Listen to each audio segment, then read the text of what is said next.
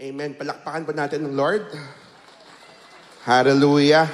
Let's all bow down our heads and let us pray. Panginoon, salamat po sa umagang ito. Samahan mo kami, Panginoon, sa amin pong pag-uusapan ngayon. Holy Spirit, be with us, Lord. Saturate this place, O Lord, with your holy presence. Hallelujah. Lord, turn us around today, Lord God, upang sa amin pong paglabas sa lugar nito, we will never be the same again. Maraming salamat po, Panginoon. Speak unto us in the name of Jesus. Amen and amen. And Lord, please blow a fresh air here inside. We command the air conditioning to function in Jesus' name. Amen. Hallelujah. Hallelujah. Are you excited for the word of the Lord? Amen. Alam niyo po, sa life group po namin ngayon, we are using our material Undercover by John Bevere. Sino pong nakabasa ng Undercover? Wow, grabe po siya. I've read it a few times already, but every time I would read it, parang bago ulit. At grabe manuntok yung salita ng Lord through that very anointed author. Amen? At isa po sa mga tinuturo ni John Bevere doon is how we are going to be undercover. Okay? Hindi undercover na private investigator, but to be under the cover of God. Amen? Simply put, no, si Lord nagbibigay po ng covering sa atin para po yung literal, kunwari lang, may bubong, tapos nandun tayo sa ilalim. Diba? So if we are under the roof and under the covering of the Lord, the protection of the Lord is there. Amen? Hallelujah. And the farther we go from the covering, we are the ones exposing ourselves dun sa mga pwedeng gawin ng kaaway sa atin. Hello? Diba sabi ng Psalm 91, ano sabi doon? He who dwells in the shelter of the Most High will rest in the shadow of the Almighty. Verse 1, no? NIV yata yan. But there are, in NKJV, sabi naman, whoever dwells in the shelter of the Most High. So kung sa Tagalog, kung sino man ang nananahan sa ilalim ng proteksyon or ng presensya ng Panginoon, ang siyang makakatanggap. Amen? Ng covering or proteksyon ng Panginoon. Amen? Take note, nakita dyan, shadow pa lang. Anino pa lang ng Panginoon, proteksyon na sa atin. O, di ba? That's how powerful our God is. Amen? Hallelujah. But a greater part of what John Bevere is teaching doon sa undercover is that ang pagiging undercover daw o ang pananahan sa presensya ng Panginoon, malaking bahagi po doon, ang obedience, pagsunod, pagsabi obey, and submit. Ayan. Maraming iba, no, na pag nakakarinig nito, they feel like we are imposing control. But that is not true. Okay? But one way or another, no, sa ating buhay Kristiyano, we need a little sense of control sometimes kasi kung hindi, wala po tayo sa order. 'Di ba? At hindi na tayo ngayon nawawala, kundi nagwawala na tayo. Hello? 'Di ba? Kasi maraming Kristiyano pag nalihis ng landas nawawala, pero yung iba nagwawala. Kasi hindi nga marunong magsumunod at magpasakop. Okay? And going further, malaking bahagi ng obedience and submission is actually about lordship. Pakasabi, lordship. Ayan. No? But my preaching is not about lordship. Okay? Sa one-to-one na material natin, pagkatapos ng kaligtasan or salvation, lordship kaagad ang kasunod. Diba? Kasi dapat maintindihan natin na kapag tayo ay naging born again o tinanggap na natin ang Panginoong Jesus bilang ating Panginoon at tagapagligtas, ay nagkakaroon ng shift sa ating buhay. Shift, okay? What is that shift that I'm talking about? Dati, tayo ang sentro ng ating buhay. Dati, tayo ang nasusunod sa ating buhay. Ngayon, nung tinanggap na natin si Jesus Christ as our Lord and Savior, nami-misplace na yung self. Doon sa equation, And Jesus now becomes the center of our life. Or is it? Amen? Sa Tagalog, si Jesus nga ba? Dito lang ang nag-amen, dito wala. Siyempre, hindi po natin inaasahan na in one instance, 100% Jesus will become the instant center of our life. It's a process. Alright? Pero kaya nga po natin ito tinuturo over and over again so that we will be reminded that Jesus must be ang sentro ng ating buhay. Amen ba? Okay? Ngayon, balik tayo sa Lordship. Sa Lordship, malaking bahagi din ng Lordship, sabi ko kanina, is about obedience and submission to the will of God. Therefore, dapat marunong tayong makinig sa Holy Spirit. Amen? Kasi ang Kristiyanong tunay, no, na sumusunod, no, si Jesus ang sentro at dapat nakikinig sa boses ng banal na Espiritu. Amen? Ask yourself, wag nang katabi mo, sarili mo, tanungin mo, nakikinig ka ba sa Holy Spirit? Di ba? And if you do, how much, of what the Holy Spirit is telling you ang pinapakinggan mo? Take note, the word listen is not same as hearing. When you hear, naririnig mo lang pero passing. When you listen, you process what you hear and you apply it. Kaya listening is also synonymous to obedience. Hello? Diba? Kaya ang pag-uusapan po natin sa umagang ito is a life in the Spirit. Amen?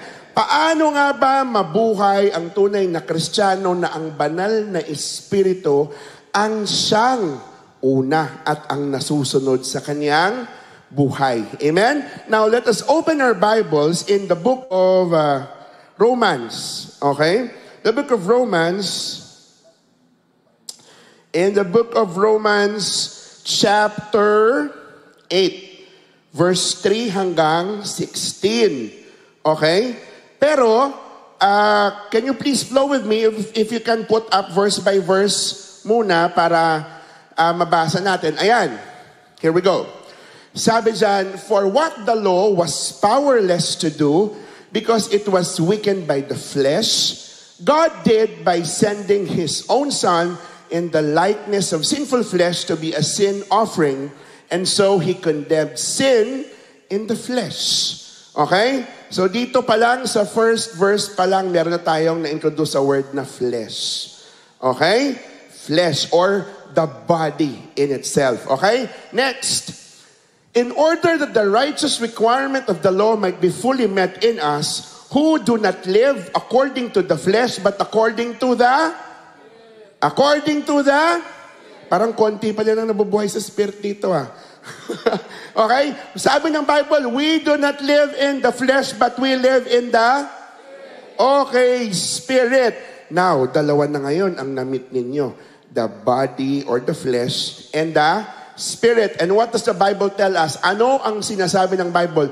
Paano daw dapat tayo namumuhay? Ayon sa Espiritu. Amen? Next. Verse 5, those who live according to the flesh, ayan, may pamantayan na binigay ang Biblia dito. Paano mo nalalaman kung ikaw daw ay namumuhay sa laman? Okay? Ngayon, when we speak of the flesh, it's not necessarily na may kasalanan agad, although sin is part of flesh, but we can be living in the flesh, by enjoying what the world is offering us. Amen? Now, those who live according to the flesh have their minds set on what the flesh desires. Okay? Ang tao daw na namumuhay sa laman o sa mundo, ay inuuna ang mga bagay na nasa mundo din. Okay? O yung mga desire, yung mga gusto ng laman. But those who live in accordance with the Spirit have their minds set on what the Spirit desires. So, checkpoint muna tayo. Magkaroon muna tayo ng pit stop. Okay?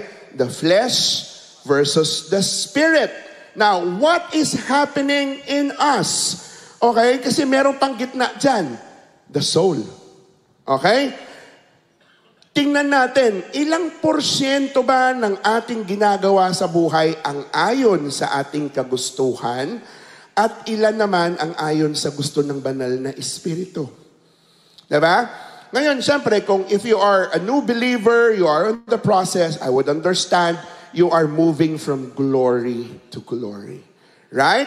But if you say that you've known the Lord for quite a while, and yet, ang nauuna pa rin sa mga desisyon mo sa buhay ay ang iyong sarili at ang hindi ang banal na Espiritu, hindi ka led ng Holy Spirit.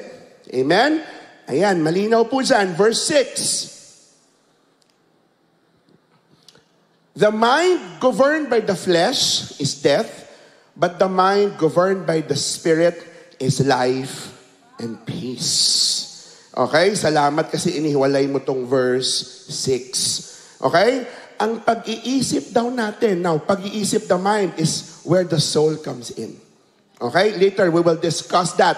Ang pag-iisip daw na puro laman o sarili ang nasusunod ay kamatayan daw ang kinahahantungan. Pero kapag ang ating pag-iisip daw ay pinangungunahan or ginogovern ng Holy Spirit, life. We are being led to life. Okay? Anong gusto mo? Buhay o kamatayan? Buhay. Ang linaw ng sinabi ni Lord Ngayon, nasa sa atin na kung alin dito ang pipiliin natin. Do you want death or you want life? Amen? Verse 7.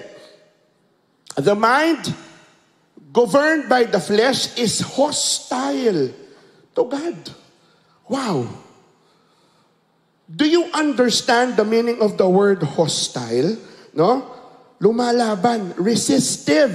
Okay? Hostile means not in accordance to, not agreeing with. Okay? Ang Tagalog, hindi ko mahanap yung right word in Tagalog pero hindi ka sumasang-ayon in a more negative way. Lumalaban, resisting. Diba? Yun, hostile. So, ang pag-iisip daw na laman ang nasusunod, lumalaban, resisting God. Grabe, no? It does not submit to God's law, nor can it do so. So, hindi lang sa ayaw niya talaga. Diba? Sabi dito, it does not submit to God, nor can it do so. So, not only it can, it cannot, pero ayaw talaga magpasakop ng pag-iisip na pinangungunahan ng laman. Now, we must understand that man, ang humans, tayo po, may 3 bahagi po ang ating pagkatao. Okay? Ang katawan, which is the lowest of all, the body, which only serves as a container. Sisidlan. Okay? Ang soul o ang kaluluwa, which is composed of the mind. The soul is composed of the mind, the emotions, yung behavior natin, yung character natin. Napapaloob po yan sa kaluluwa. Okay? At ang pinakamataas sa lahat, which is the spirit. Okay? But take note, the spirit realm is composed of 2 opposing forces.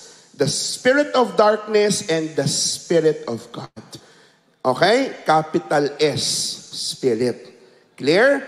Let's go further. Those who are in the realm of the flesh cannot please God. Ang mga tao daw na namumuhay sa laman o sarili lamang niya ang kanyang sinusunod ay hindi daw po kalugod-lugod sa Panginoon. Now, don't look at me, don't be mad at me, it's not my words.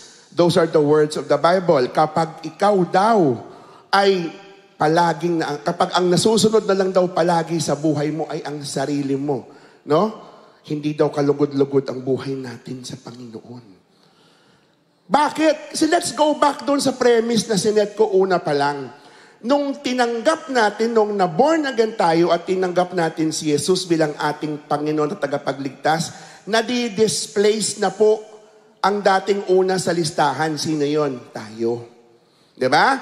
And now, God becomes the first and the previously first doon goes to the second place. Okay? May displacement na. And now, God becomes the center of everything. Verse 9. You, however, are not in the realm of the flesh, but are in the realm of the Spirit. God is talking to you. Pero ikaw, hindi ka namumuhay sa laman, kundi sa Espiritu. Can you hear an amen? Hindi ba kayo nag-a-agree na namumuhay kayo sa Espiritu? Okay, huwag kayong padala muna sa mga binanggit ni Paul sa Romans ng mga first part. Sinasabi niya lang kung ano yung mga nangyayari kapag laman ang nauuna. Pero sabi ni Lord, pero kayong lahat, no, sabi ni Paul, hindi naman kayo nabubuhay sa laman eh. Nabubuhay kayo sa Espiritu. Amen? Oh, praise the Lord. If indeed the Spirit of God lives in you, kung tunay nga. Okay? Kung tunay nga. And if anyone does not have the Spirit of Christ, they do not belong to Christ. Wow. Medyo mahirap itong basahin, lalo na kung alam mong nanlalaban palagi ang laman, tsaka ang Espiritu. I want to give a clarification though. Kapag pinag-uusapan po natin ang laman versus the Spirit, do not always think about sin. Kasi maaaring technically hindi ka nagkakasala pa. Pero kapag pwede kang namumuhay pa rin sa laman. When you obey your desires, that's living in the flesh. Technically, hindi ka pa nagkakasala. Diba? Pero pag nagpapatuloy kang mabuhay sa laman, doon na pumapasok unti-unti ang kasalanan. Okay? Kasi hindi na, halimbawa, decisions. Okay, when you decide, okay, to pursue your career, whatever career it is, it's not a sin. Right? It only becomes a sin though, if God says otherwise, pero dun pa rin ang sinusunod mo. Malinaw ba yun? Diba? Kaya makikita mo ang progression dito. Huwag po kayong mabahala na porque hindi naman ako nagkakasala, hindi naman ako nagnanakaw, hindi naman ako gumagawa ng maralaking kasalanan. Hindi po yan ang issue. Because from the very start, when we have received Jesus Christ as our Lord and Savior, automatic, sinabi mo, Lord, ikaw na ang masunod, hindi na ako. But yet, no, in the process of things, hindi pa rin nangyayari yun. Okay? Now, let's go to verse 10. Okay? Ano ang sabi sa verse 10? Isa-isahin muna natin kasi maganda to. But if Christ is in you, then even though your body is subject to death because of sin, the Spirit gives life because of righteousness. So now you will see here the great battle of the body versus the Spirit. The body, which almost always ay bumibigay sa tawag ng laman at kasalanan, ay nare-redeem, no, in the Spirit because of what Jesus Christ has given us. Hello? Amen ba? Now, further, verse 11. And if the Spirit of Him who raised Jesus from the dead is living in you, He who raised Christ from the dead will also give life to your mortal bodies because of His Spirit who lives in you. Diba? Kung ang Espiritu daw na nagbigay buhay muli kay Jesus na namatay sa krus, no, ay namumuhay sa iyo, edi ganun din daw ang buhay na ibibigay niya sa iyo. Diba? Kaya kahit anuman ang mangyari sa ating mga katawan, kahit nakitang-kita mo nang nagde-deteriorate yan because of sickness, because of disease, or for whatever reason, once your spirit, filled with the Spirit of God comes in, it overrides everything. The soul and the body, and now the Spirit which comes from the Spirit of God will replace. Instead of death, buhay ang ibibigay sa iyo. Amen? Ang malungkot, ngayon may galak na. Ang dating may sakit, ngayon magaling na. Now, no matter how difficult things are, in your life, sa iyong soul. Malungkot ka, may fear, di ba? Because of a death of a loved one, of a loss of something. But when the Spirit starts to kick in, ano nangyayari? It will override. Ibig sabihin, sasapawan ng banal na Espiritu ang lahat ng meron sa kaluluwa at katawan. Alam niyo po, by profession, no, scientist po ako. I'm a medtech, I'm a doctor. I believe in a scientific way of healing things, but I myself has experienced the wonderful works of the Lord na kahit hindi ako uminom ng gamot noon dahil na wala pang binibigay sa akin, pinaggaling po ako ng Panginoon. Because I did not accept what the body is telling me. I ignored what my soul is telling me. And I focused on the Spirit and my spiritual family praying for me. Healing came. Hello? Hallelujah. Palakpakan na natin ng Panginoon. Alam mo, dito pa lang sa parte na ito, pag naiintindihan mo kung paano kumilos ang Panginoon in the realm of the Spirit, aalis ka sa pagiging karnal, sa pamumuhay sa laman. Hello? Now, I am not saying na maging spiritual ka na lang, lilipad-lipad ka na lang doon. Siyempre, we are also existing in the natural realm. Kailangan mong lumakad, kailangan mong kumain, kailangan mong matulog. Babalansin lang po natin. Hindi porke namumuhay ka sa Espiritu, hindi na ako matutulog, magtatangs na lang ako. Diba? Okay lang siguro kung sinabi ni Lord ngayon, kung araw-araw hindi ka natutulog, bibigay katawan mo. The Lord also wants us to be good stewards of our body. Hello? But what I am saying is, if nagkaroon ka ng problema sa iyong katawan despite all the stewardship that you have, the Holy Spirit will come in. If the Holy Spirit will tell you to fast for how many days, He will sustain you. If the Holy Spirit will tell you na huwag kang uminom ng gamot, gagaling ka, gawin mo. Diba? Kung sinabi sa iyo. Diba? Now, if the Holy Spirit tells you to do something, have the faith to obey it. Diba? Alam niyo po, sa prophetic, lagi po natin tinuturo, John 10:27, my sheep hear my voice. Ano sabi ni Jesus? Naririnig ng mga tupa ko ang aking tinig. Diba? Kilala ko sila at sumusunod sila sa akin. Hello? Diba? Kaya nga, pag pinag-uusapan natin ng body, soul, and spirit, okay, isama mo pa yung spirito ng kadiliman, makinig kayong mabuti. Kung kaninong boses ang lagi mong pinakikinggan, yun ang pinakamalakas na boses sa buhay mo. Hello? Uulitin ko kung kaninong boses, to whose voice you listen to, always will be the loudest voice in your life. So kung kapag nagsasalita ang demonyo sa iyo at yun ang laging sinusunod mo, yun ang pinakamalakas na boses na naririnig mo. Diba? Because what? The Holy Spirit will now start to become grieved. Okay? Sasapawan kasi hindi mo siya sinusunod eh. Hello. Now let's go on to that later. Let's go to verse 12. Sabi dito sa verse 12, therefore, brothers and sisters, we have an obligation, but it is not to the flesh, but to live according to it. Verse 13, for if you live according to the flesh, you will die. But if by the Spirit you put to death the misdeeds of the body, you will live.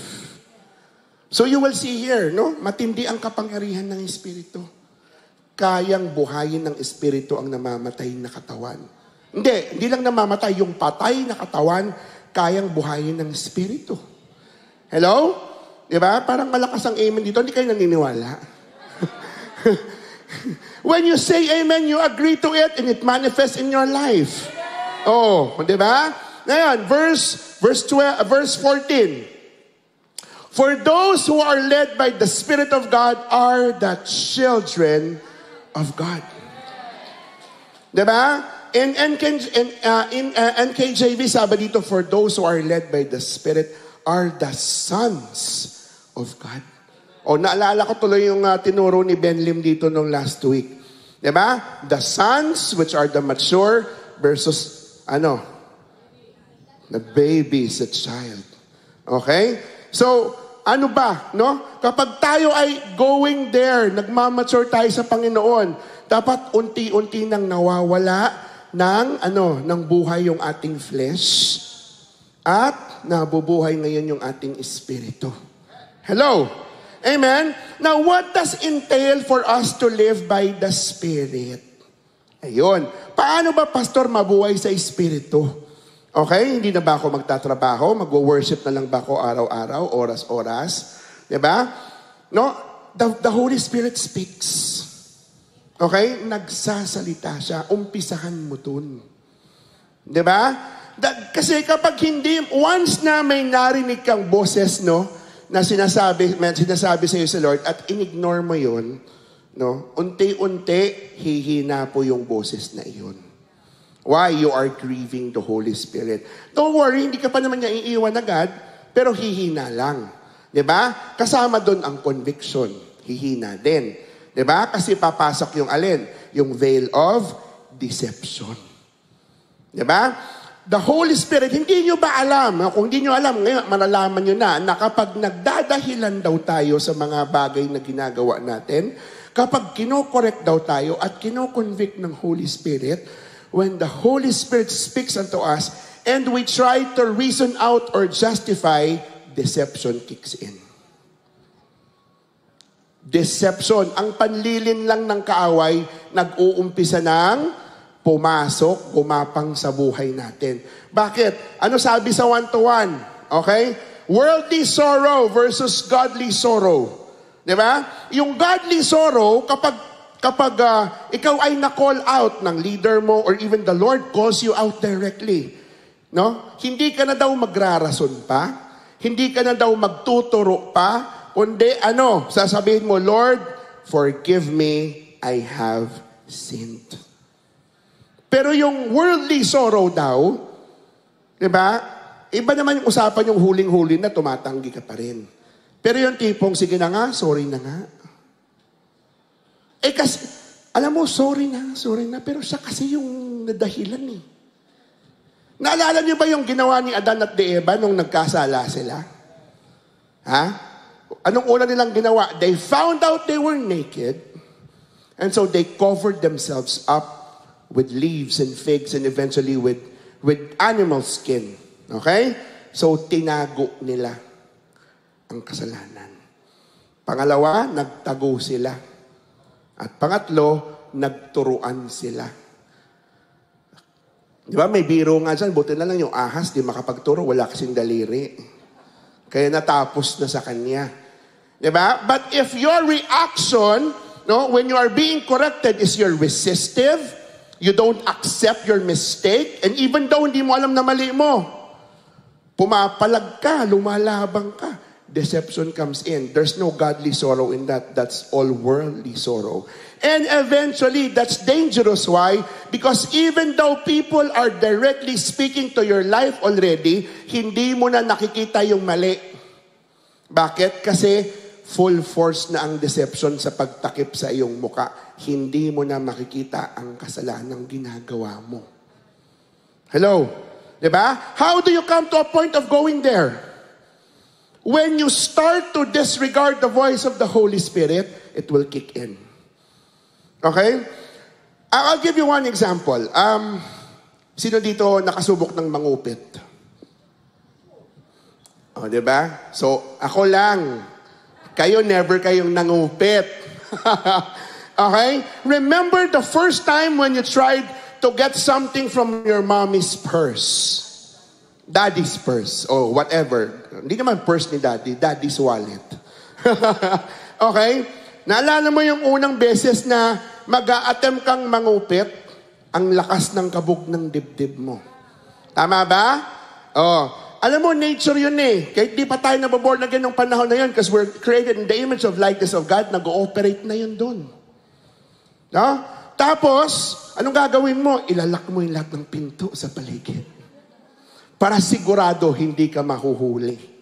Alam na alam ko, gawain ko yun. Okay. Hello, Mami. Okay? Now, dadahan-dahan ka. Wala namang tao, wala namang nakita sa'yo, pero pag ganun-ganun ka pa. Tas konting kalabog lang, gulat na gulat ka.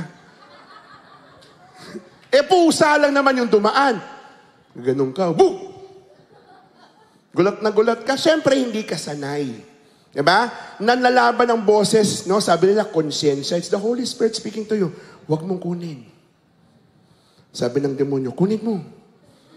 Sabi ng laman mo, wala kang pera, may concert mamaya, kunin mo. Nanlalaban yung tatlong boses. Amen? Oh. Ngayon, fast forward. Okay.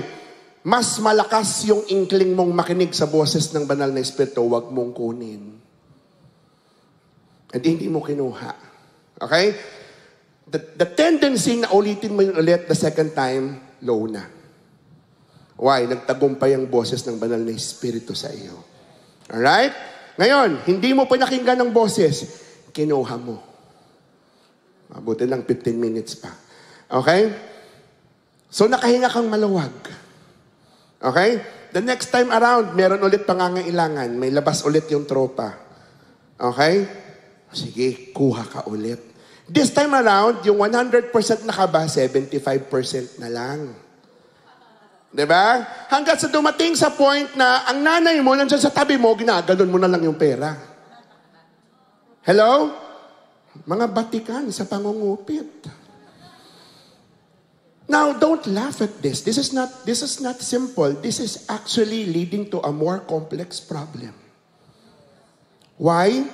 If a person is so used to doing evil things in the guidance of the dark spirits, darating ka sa punto na kahit isang conviction walang dadating sa inyo. Tandaan nyo, ang Holy Spirit hindi nagkukulang. Ang conviction, it comes before doing the act, during the act itself, and even after doing the act, the Holy Spirit continues to convict you. Ganon siya katindi. Pero kapag sanay na ang tao na gumawa ng mali at hindi nakikinig sa banal na Espiritu, the voice of the Spirit becomes so small and the voice of the enemy becomes so large that the only voice you hear is the voice of the dark spirits of Satan. Okay? Kaya huwag kayo magtaka kung bakit may mga taong kung pumatay ng tao, parang sisiw ang pinapatay niya. Huwag kayo magtaka kung bakit may mga heinous crimes na nakocommit. Magtaka kayo, paano nila nagawa yun? Wala ba silang konsensya? Kung mang-hold up sila, ganun na lang. Kung gumawa sila ng mali, ganun na lang. Kung pumatay ng tao, kala mo sisiw. Alam mo sa criminology, no, sa jurisprudence namin sa medicine dati, we have such a thing in psychiatry as hardened criminals. Kaya nagkakaroon ng magandang argument ang mga pro-death penalty because hardened criminals, they're so hopeless, okay, that they cannot change anymore. According to science, that the only thing they deserve is death. Ganun katindi. Pero buti na lang may Holy Spirit. Alam niyo ba that even the hardest of the hardest criminal can turn around his life once the Holy Spirit speaks? Hello? Diba? Pero wag niyo nang hintayin dumating kayo doon. Diba? Kasi nag-uumpisa, nagsimula sa pangupit-kupit. Diba? Hanggat sa hindi lang kupit, big time na robbery ang ginagawa. Ayan lang oh. Diba? Pero praise the Lord, by the grace of God, no, nakilala natin si Lord. Karamihan sa atin dito, ang dumi-dumi naman ng background. Diba? At patungo tayo sa ganong klaseng buhay. Diba? Pero dahil natagpuan tayo ng Panginoon at tumugon tayo sa Kanya, kaya nagkaroon ng panibagong yugto ang ating buhay. Hello?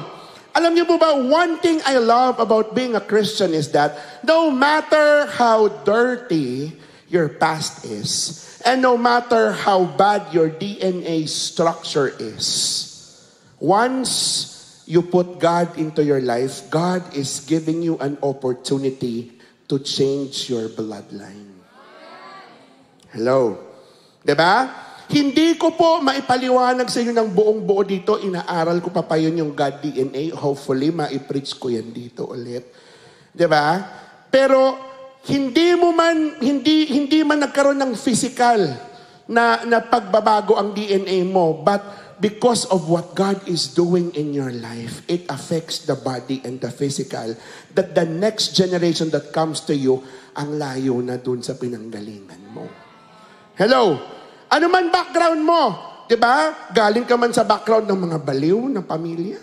Galing ka man sa background ng mga walang dunong ang pamilya. Diba yung mga ganon? Pamilya ng mga ganon. Pamilya ng mga walang dunong, walang pinag-aralan. Pamilya ng mga babaero. Lahat na lang in your DNA. Every bad strand of DNA is there. But all you need is one DNA from God. And everything, it will change. And your bloodline starting from you, magbabago lahat yan. Hello? All because of this. Sumunod ka sa Panginoon. Hello? Amen? Verse 15. Anong sabi dyan? For what the law was powerless to do, the Spirit you received does not make you slaves, so that you live in fear again. Rather, the Spirit you received brought about your adoption to sonship. And by Him we cry, Abba, Father. Alam nyo, sa mga hindi po mga ampon dito, sa mga hindi po neglected, hindi nyo po ito mauunawaan eh. Pero sa mga walang kinagis ng Ama, iba po ang pakiramdam na suddenly, someone is ready to stand as your father. Amen? And perhaps, siguro lahat naman tayo may tatay, but one way or the other, nagkaroon ng dysfunctionality ang ating pamilya, hindi natin naranasan ang tatay natin sa ating buhay. But praise the Lord. Ano sabi ng Bible? That your mother or father may forsake you, but your God, the Father in heaven, He will adopt you to sonship. Diba? And you have now the right to call Him Abba, Father. Abba, Father. Diba? Tatay, 2 beses, oh. Tatay. Amen? In verse 6, ano sabi sa verse 16? Okay. The Spirit Himself testifies with our spirit, that we are God's children. I want to emphasize this. The Spirit Himself testifies with our spirit that we are God's children. If I'm gonna ask you today, right now at this point, walang magtataas ng kamay. Sino dito yung anak ng Diyos? Your spirit in you will say, you are the Son of God. But if you are not living according to the Spirit, sasabihin din ng Spirit mo, alanganin tayo, pare.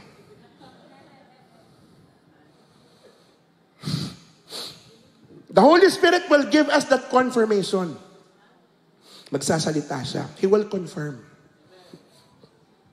But the Spirit will also, honest ang Holy Spirit, hindi kanya bobolahin. Okay? Again, let me ask you one more time. Don't raise your hands. Let this question go through the deepest of your being. Sino dito ang anak ng Diyos? You will feel it. Now, kung hindi mo nararamdaman yung confirmation na yun, don't worry. Today is the day that the Lord has made. He's a God that says, now I am giving you an opportunity to be my son, says the Lord. Amen? Hallelujah. Palakpakan nga natin ang Panginoon. I will end with this testimony. It's about my son. He was 9 years old then. Ito na yung mga moment na sabi ng mga PK, yan na naman.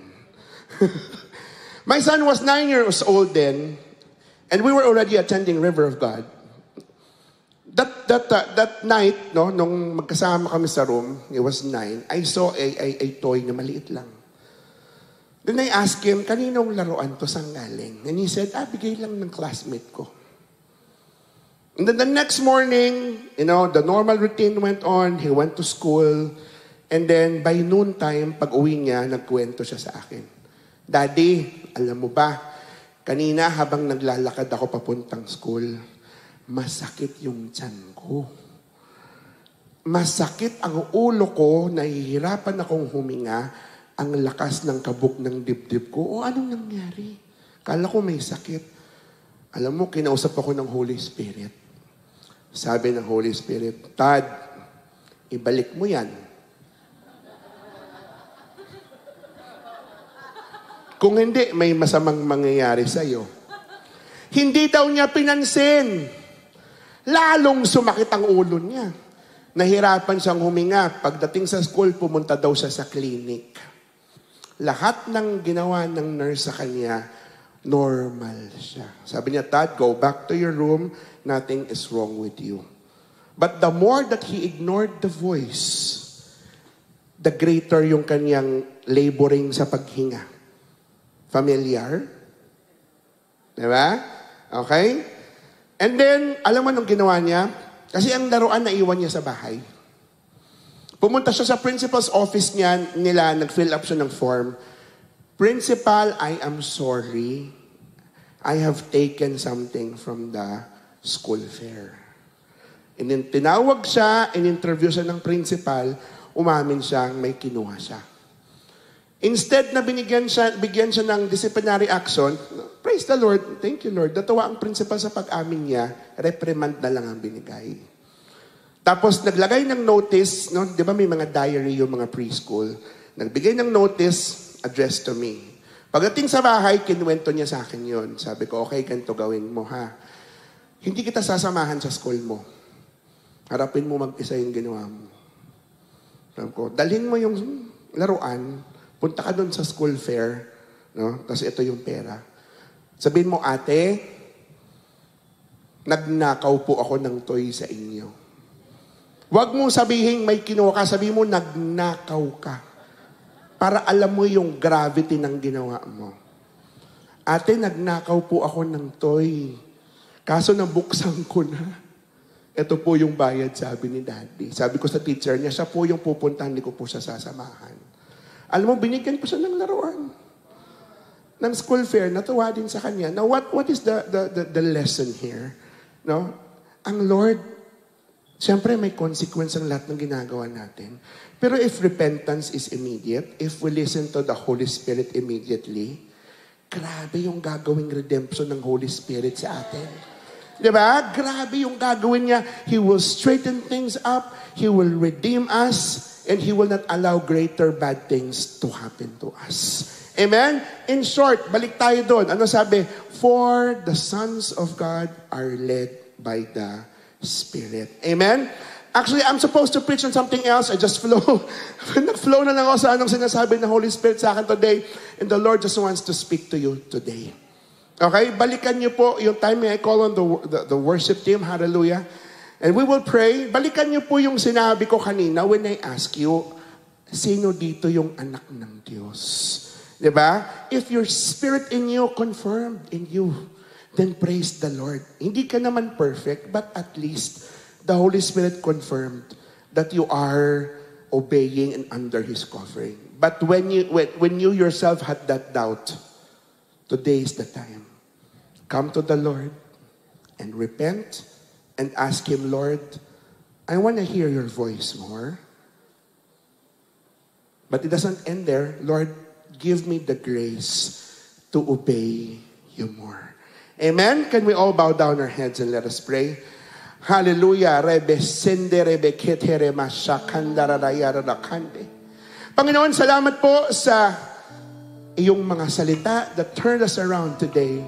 Lord, anuman ang estado, Panginoon, ng aming buhay, wala pong excuse sa amin, whether bago lang kaming Kristiyano, whether matagal na kaming believer, Panginoon, we always come to a point, Lord God, that our flesh will always be there to distract us from obeying your voice. And so today, O Lord, Holy Spirit, just fill us with your holy presence. Hallelujah! Lord, dalhin mo kami, Lord God, sa panibagong yugto, Lord God, ng aming pananampalataya, ng aming pagsunod. Hallelujah. So that we will live a life following you, O Holy Spirit. Let's all stand and let's worship the Lord. Hallelujah. Come on. Just raise your hands to the Lord and pray in tongues if you can and allow the Holy Spirit to move in your midst. Hallelujah. Rebe seketereba kararayara rakande. Holy Spirit, come. Hallelujah.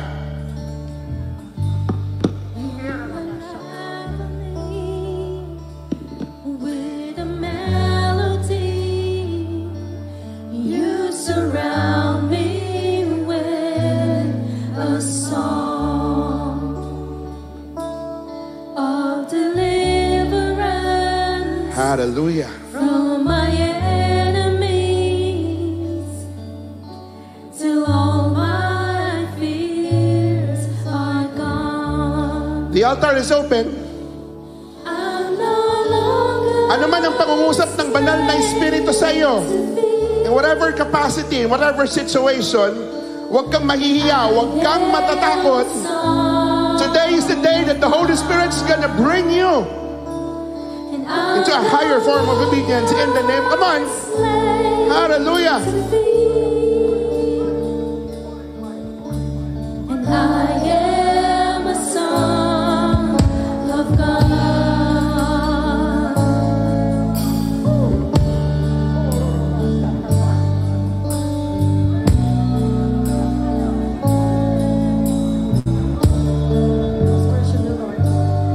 From my mother's womb, you have chosen me.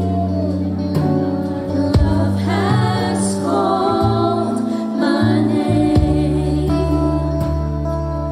I've been born again into your family. Your blood flows through my veins. I'm no longer a slave to fear. I am a son of God.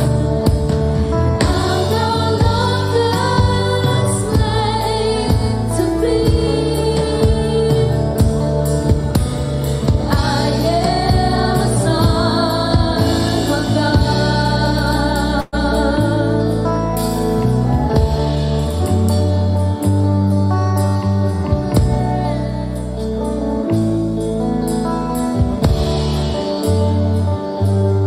From my mother's womb, you have chosen me,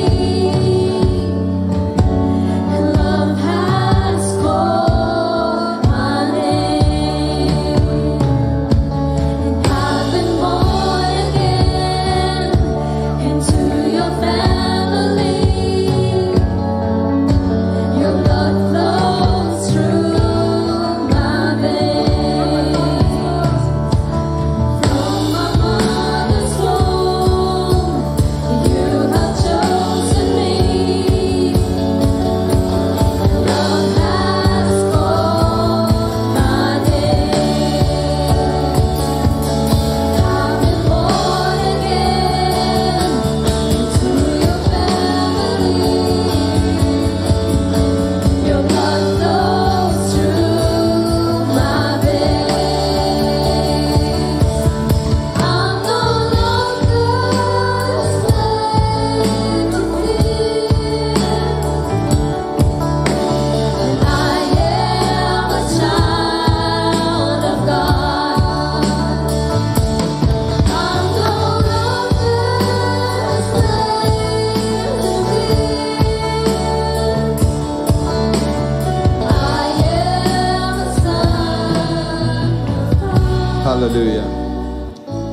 Sino po dito ang may sakit? Kung kayo po ay may sakit, pwede kayo lumapit dito. Ipagpray namin kayo, itaas nyo inyong dalawang kamay. Kung ayaw nyo lumapit dito, pwede kayong dyan. Kung nasa saan kayo, tumayo kayo, taas nyo inyong dalawang kamay, may lalapit sa inyo para ipagpray kayo. Hallelujah. By the blood of the Lamb, by the stripes of Jesus Christ, sickness and disease, be healed in Jesus' name. Be healed in Jesus' name. By the blood of the Lamb, by the stripes of Jesus on the cross of Calvary, Sickness and disease be healed in Jesus' name. Hallelujah. Online, stretch out your hands on the screen. By the blood of the Lamb, by the stripes of Jesus, sickness and disease be healed in the mighty name of Jesus Christ. Yes, Lord. The Lord is our healer. You're my healer. He is our healer. He's a miracle working God. Receive your healing today in Jesus' name. Amen.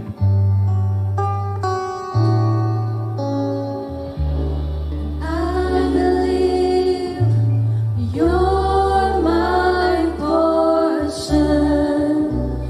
I believe you're more than enough for me. Jesus, you're all I need. Hallelujah. Lani, just do the announcement.